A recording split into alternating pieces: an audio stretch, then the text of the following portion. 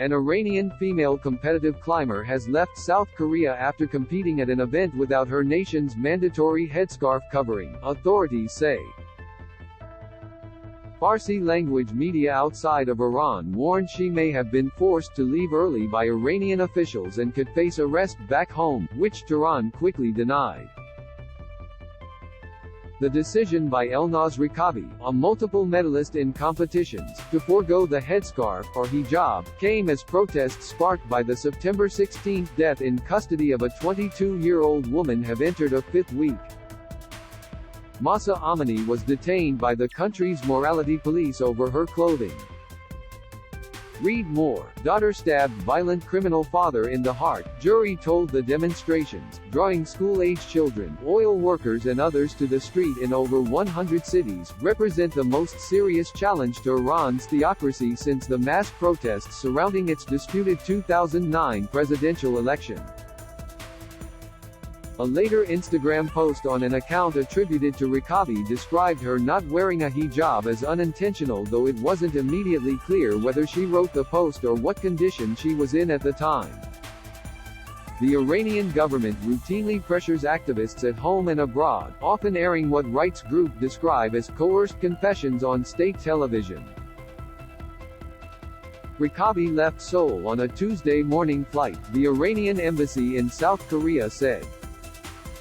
The BBC's Persian service, which has extensive contacts within Iran despite being banned from operating there, quoted an unnamed informed source who described Iranian officials as seizing both Rekabi's mobile phone and passport.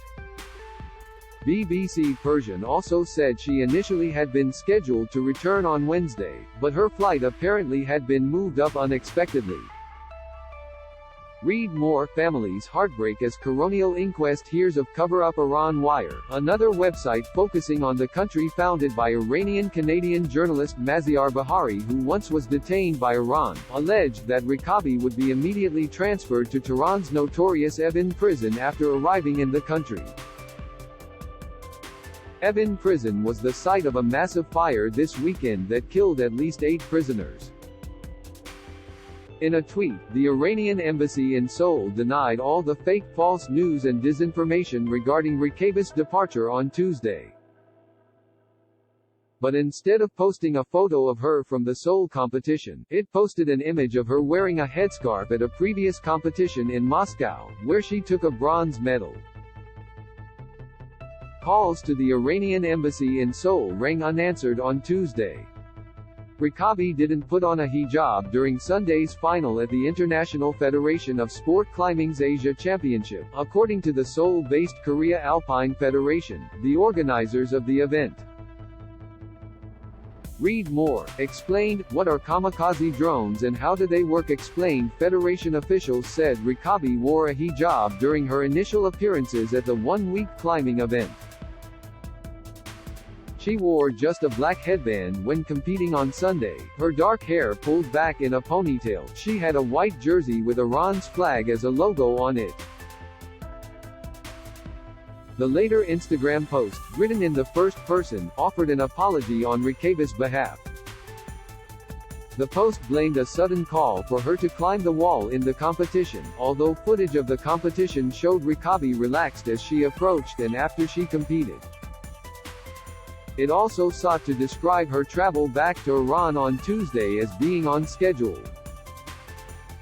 Rekabi was on Iran's 11-member delegation, comprising 8 athletes and 3 coaches, to the event, according to the federation. Federation officials said they were not initially aware of Rekabi competing without the hijab but looked into the case after receiving inquiries about her. They said the event doesn't have any rules on requiring female athletes wearing or not wearing headscarves.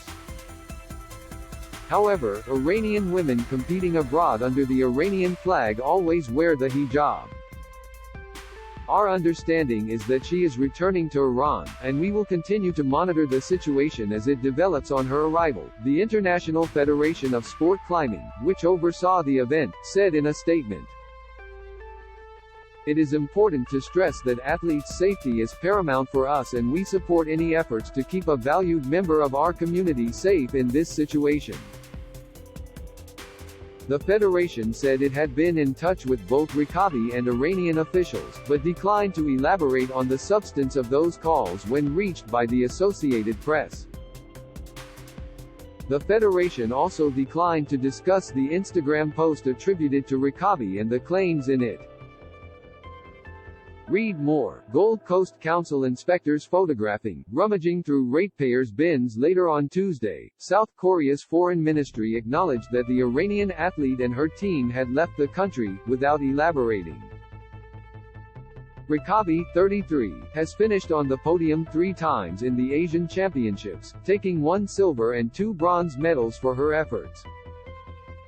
So far, human rights groups estimate that more than 200 people have been killed in the protests and the violent security force crackdown that followed. Iran has not offered a death toll in weeks. Demonstrations have been seen in more than 100 cities, according to the group Human Rights Activists in Iran. Thousands are believed to have been arrested. Gathering information about the demonstrations remains difficult, however. Internet access has been disrupted for weeks by the Iranian government. Meanwhile, authorities have detained at least 40 journalists, according to the Committee to Protect Journalists. Iranian officials, including Supreme Leader Ayatollah Ali Khamenei, have repeatedly alleged the country's foreign enemies are behind the ongoing demonstrations, rather than Iranians angered by Khamenei's death and the country's other woes.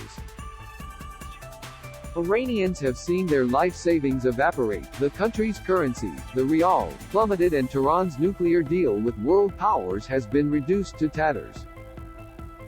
In a statement on Tuesday, the Office of the United Nations High Commissioner for Human Rights called for the immediate release of all those arbitrarily detained in the protests.